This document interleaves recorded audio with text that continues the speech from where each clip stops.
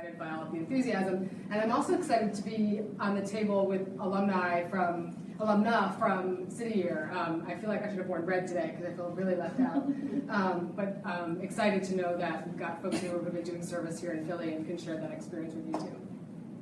So I speak really quickly. Feel free to stop me if there's like a word you don't know. Write down questions about acronyms. There's lots of acronyms in our field, and so if you're not sure about a word, just pop out and say, what does that mean real quickly, and we'll try to clarify.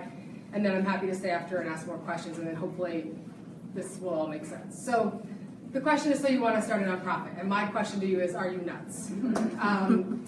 I've been working in the field of nonprofits for 25 years in a variety of ways, everything from as a youth worker to an executive director and serving on boards of nonprofits and foundations.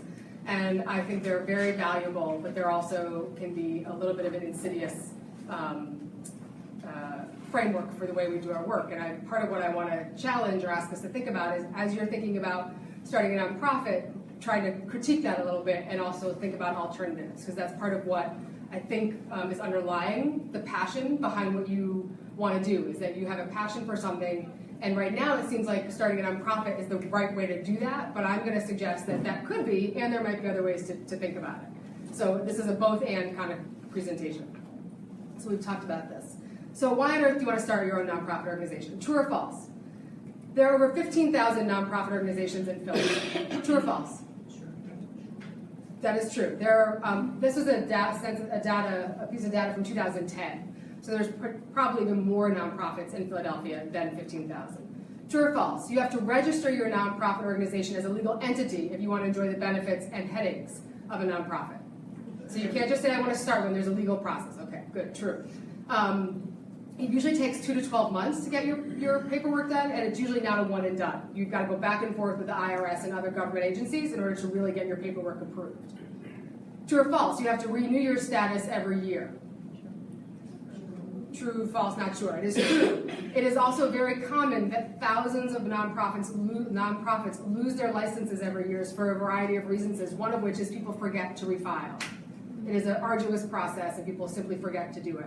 And that could be a cause for losing your nonprofit status. And so I just answered that question. The answer is more than 100. It's actually 1,000, more than 1,000 according to the IRS. So how would you answer these questions? Do you like to have difficult conversations? Be responsible for other people? Ask people for large sums of money? Do things that other people think are a good idea even though you know they're not a good idea or effective? Do you like to write? Do you like to beg and borrow? Do you like to work directly with your constituents, youth, seniors, animals, etc., and work really hard all the time? I mean it, all the time. So I heard people talk about, I like to work with animals, I like to work with young people. When you start a nonprofit and you become an executive in a nonprofit, you are less likely to do the work that called you to this field in the first place. You are less likely to work directly with the people you care about the most and whose lives you want to impact. You are now responsible for an entire ecology of other individuals. Board members, community stakeholders, politicians, family members, the people you serve, and on and on and on. So I want to not burst anybody's bubble, but sort of peel back the layers for people to understand what it really means to take on a nonprofit and to run and own and manage a nonprofit organization. These are just some of the things you need to ask yourself if you'd like to do these things. Because if these things are hard for you, then running a nonprofit is going to be hard. Trying to manage someone who's not on time, who's done something illegal, someone who has a funders ask you to do something that you think is unethical. Those are all things that you have to deal with, while the babies that you want to hug and hold and nurture, and the animals who are being dropped off at your shelter, you don't get to do that anymore. Those are not the things you get to do when you run a nonprofit. So common mistakes people make when they're starting a nonprofit, and in life too, is that they believe they need to have an actual physical space, a space of their own. So I'll talk in a minute about some alternatives to what I think could be a solution to some of these challenges and mistakes that people make. I think there's a belief that you are the only person in the world who's offering underwater basket weaving for seniors only in a daycare setting, meaning that you think you have a unique idea that no one else has. You probably have a unique way that is unique to how you operate and function in the world, and that makes it special, and that's really valid and important. But there are also lots of people who run animal shelters and daycare centers. So you've got to think about what makes yours unique or different, or is it the essence of you that could add something different to someone else who's already established an organization? That we forget that the system is made to make us compete as opposed to collaborate. And so these nonprofits are designed, unfortunately, because of our financial structures, not just to give us money and say, go do what you love to do, but we often end up doing things that are antithetical in opposition to what we love to do. There's a lot of encouragement around partnership and collaboration, but when you're only given 2 weeks to write a proposal and only 250 words in which to do it, there's not room for authenticity. And a lot of what I'm pulling out from your passion and your desire to do this work is something authentic in you. And so there's something about the nonprofit industrial complex that sort of dampens our authenticity, and I want to just call that out there. And I think people lose sight of what they love to do. You are called to this field because of the individual connections. This work is interrelational. And I think that's why we get called to this work. Those relationships tend to change when we have to then manage all of them from a different position. So instead of starting a nonprofit or a new nonprofit, consider this, filling in a gap. So is there a church or a mosque in your neighborhood, for example, that's not being utilized after services?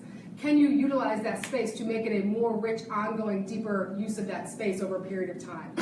Is the community center not being utilized? Is there a park or public playground that has been vacant? And could you find out how to partner with your council person to use that during the summer?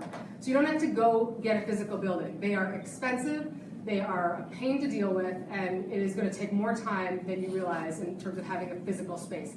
Start a chapter, right? Have a chapter in other people's organizations. Find someone who needs what you offer.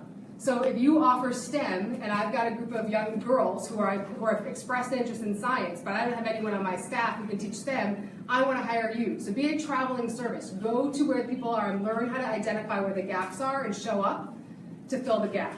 I can't tell you how many times people say, I can't find enough teenagers to do this, or I want to run this program, but I don't know how. So if we did more real, authentic listening and collaborating and trying to fill services and gaps for each other rather than recreate the same thing, then we can go a lot further when we go together. And then the last thing to think about is hire a fiscal sponsor. Instead of going through the process of starting your own nonprofit, get what's called a fiscal sponsor. So places like Urban Affairs Coalition, Culture Works, what they do is they take on the entire financial management, I shouldn't say financial management, the administrative management of your organization. So they'll take care of the filing of your 990 every year. They will take care of all of your payroll forms. They will do all the administrative things that take hours and hours and hours, the accounting. They'll set up a QuickBooks for you. So those are the things that take hours of really specified time. And if you don't have that yourself or can't afford that, a fiscal sponsor can help because they'll also absorb some of the legal liability in terms of insurance. So think about how to identify a fiscal sponsor. And if you must start your own nonprofit, and I get it, some of you are going to do that anyway, and I encourage you to do that if that's your calling, get a good accountant. Make sure that you work with someone who really understands how to manage your numbers, and you'll start with an accountant and a bookkeeper as you're growing. Then you'll need a chief financial officer, you'll need a controller, you'll need to grow your finances as your financial support as your finances grow. Learn how to create, develop, manage, support, and sustain a board. Nonprofit organizations are legally required to have a board. And those are a whole other set of individuals who you have to manage. And they usually don't know how to be on a board very well. It's one of the hardest jobs, I think, to do effectively and run an organization. So you imagine you have an organization with 30 staff. You also have 5 to 12 other adults whose hands you have to hold to help them guide the direction of the organization. It is a huge job that people unfortunately fail at often because we haven't really figured out how to do it well collectively. Do a needs assessment. Look at your neighborhood. Look at where you live. Is there already a daycare center? Is there a dog walking service? Is there a way for people of different faiths to come together? If there isn't, then figure out how you can fill the gap. But if there is, figure out how you can contribute to what is already happening there. Maybe you bring a different perspective. Maybe it's a criminal justice perspective. It's a women in sports equity lens that you bring. And then start in small steps. Funders want to fund things that exist. They don't want to fund an idea. So have something to show. So it's my mentoring program that I started in high school. I'm now looking to develop it out further, and I want to partner with someone else and get additional support. Last 3 things. Get a mentor. Find a peer group. Build your network. Stay relevant. And that means know what the most important topics are in early childhood education right now. What is the law saying about having chickens in Philadelphia as a pet? Know those things so that you can be relevant and contribute to the conversations. And then learn from others. Other people have done this before. Find out where they made mistakes. Find out where they have learned, and maybe go back to number 1 and maybe ask them to be their mentor. Ask them to be your mentor. And then last but not least, share with other people what you've learned. So good luck. I do really mean it. I apologize. that threw off. That was great. Anything you all want to say? I think you're next.